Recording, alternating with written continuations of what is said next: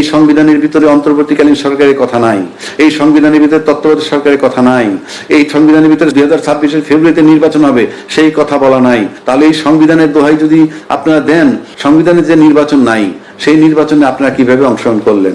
গণভোটের প্রস্তাব কিন্তু বিএনপির তরফ থেকেই আসছিল, মেনে নেওয়ার পর গণভোটে গেছেন, এখান থেকে আপনি সরে যেতে পারবেন না।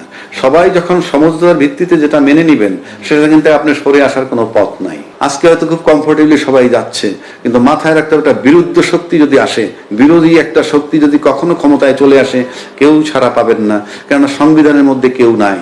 বাংলাদেশের ইতিহাসে প্রশাসনকে ব্যবহার করে সবচেয়ে ক্ষমতাশালী সরকার যিনি হয়েছিলেন তিনি শেখ হাসিনা। শুধু রাষ্ট্রযন্ত্রের উপরে নির্ভর করে শেখ হাসিনা তো 15 বছর ছিল, সেরকম থাকার চেষ্টা করে, আমার কাছে মনে হয় সেটা খুব সহজ নয়। রাষ্ট্রদ্রোহী হিসেবে আপনারা চিহ্নিত হবেন।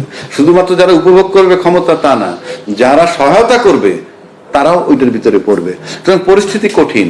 আপনি আইনগতভাবে সংবিধানে হাত দিতে পারবেন না, আপনি বেআইনি ভাবে ঢুকে বসে যেতে পারেন, চালাইতে পারেন।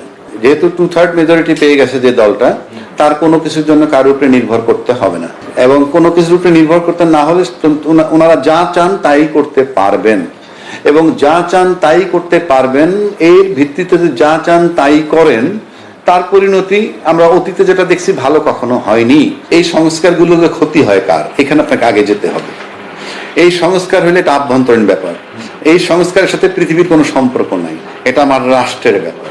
কিন্তু এই সংস্কার হলে দেশের কোনো ক্ষতি নাই, এই সংস্কার হলে সাধারণ জনগণের কোনো ক্ষতি নাই, এই সংস্কার হইলে বিরোধী দলের কোনো ক্ষতি নাই, এই সংস্কার হলে এখন আওয়ামী লীগ যারা আছে বাইরে তাদের কথা বলে লাভ নাই। ক্ষতি হবে কার? সংস্কার হলে একচ্ছত্র যে আধিপত্য ক্ষমতার, সংবিধানে যেভাবে ক্ষমতাটা যেভাবে আছে কুক্ষিগত করা, সেইখান থেকে ক্ষমতাটা কুক্ষিগত থাকবে না, পাওয়ারটা ভাগ হয়ে যাবে। প্রধানমন্ত্রী দুইবারে বেশি হতে পারবেন না, একই ব্যক্তি প্রধানমন্ত্রী এবং দলনেতা এবং দলপ্রধান তিনটে একসাথে হতে পারবেন না। এই বিষয়গুলি সংস্কার আসে এবং আলটিমেটলি ক্ষতিগ্রস্ত হয় দল, দলের ব্যক্তিগণ। সে কারণে রাষ্ট্রের ক্ষতি নাই, জনগণের ক্ষতি নেই। আমি আবারও বলছি, তাহলে তারা চাচ্ছেন না শুধুমাত্র তাদের নিজেদের জন্য, রাষ্ট্র এবং জনগণ নিয়ে ভাবলে এই সংস্কারে কোনো আপত্তি থাকার কথা নয়। যে আজকে এই যে জেনারেশনটা আসছে এবং তাদেরকে আমাদের গ্রহণ করা উচিত, তাদেরকে আমাদের এখন তারা যদি লাইনচ্যুত হয় বা কিছু, তাহলে সেটা আমরা বুঝাবো যে which is good, which is bad. আমি শুরু থেকেই তাকে বাদ দিয়ে দিব, সে যা তা, সে এইটা সেইটা, তারা চাঁদাবাজ, তারা দেশের ধ্বংসকারী, ষড়যন্ত্রকারী। আজকে তাদেরকে আমরা বলতেছি যে তোমরা আন্দোলন করে নাই, তারা বেআইনি কর্মকাণ্ড করছে, মব করছে, মব করে সরকারে তারাইছে, ভালো কথা, সরকারকে তারাইছে, মব করে যারা করায় থাকে, তাহলে তো তারপরে যে সরকারটা আসলো সেটাও সেটার ফসল, এবং তার অধীনে যেটা নির্বাচন করে যেটা আসলো সেগুলো তো সবই ওই মবের পরে যখন ছাত্রদের বেআইনি কর্মকাণ্ড করার পর যখন শেখ হাসিনা চলে গেল, তারপর যারা আছে তার কি সবই তো বেআইনি। তো আজকে যদি নির্বাচন করে যা ক্ষমতা আসছে তারাও তো বেআইনি হয়ে যাবে ওই হিসাব করে।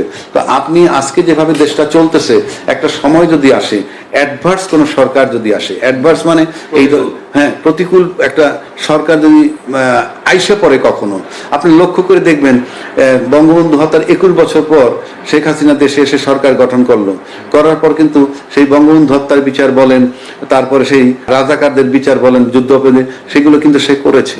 তো আবার আজকে হয়তো খুব কমফোর্টেবলি সবাই যাচ্ছে, কিন্তু মাথায় রাখতে হবে একটা বিরুদ্ধ শক্তি যদি আসে, বিরোধী একটা শক্তি যদি কখনো ক্ষমতায় চলে আসে, কেউ ছাড়া পাবেন না, কেননা সংবিধানের মধ্যে কেউ নাই। সবাই সংবিধানের দোহাই দিয়ে চলতেছেন, সংবিধানের মধ্যে কেউ নাই।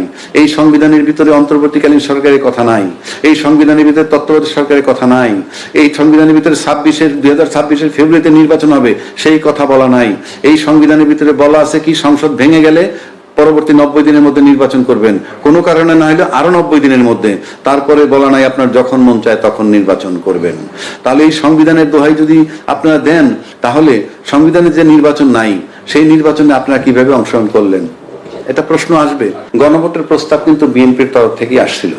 তারপরে একটা বিতর্ক হইল কি যে নির্বাচনের আগে গণভোট, জামাতের দাবি ছিল, বিএনপি বলছিল নির্বাচন এবং গণভোট একই দিনে হবে। ফাইনালি নির্বাচন এবং গণভোট একই দিনে, এবং প্রেসিডেন্ট একটা আদেশ জারি করছে। সেই আদেশে বলা আছে 2টা শপথ নিতে হবে, একটা শপথ নেবে সংসদ সদস্য হিসাবে, আর একটা নেবে সংবিধান সংস্কার পরিষদের সদস্য হিসাবে। তারেক রহমান সাহেব বারবার বলেছেন নির্বাচনের মধ্যে ধানের শীষে যেভাবে তোমরা সিল দিবা, একইভাবে গণভোটের পক্ষে হাতে ভোট দিবা। এবং বিএনপি জিতছে, আমি মনে করি তারেক রহমান সাহেবের ওই এক বক্তব্যে গণভোটও জয়লাভ করছে।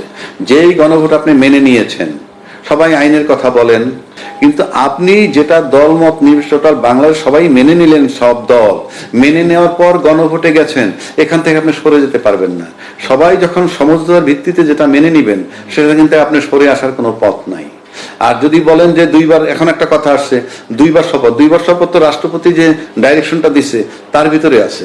কেউ কেউ বলেন সংবিধানে দুইটা শপথ নাই, ওই সংবিধানের তো গণভোট আসে নাই। এটা তো জনগণের ডিজায়ার, সবার সম্মিলিত প্রয়াস, সবাই চাইছেন।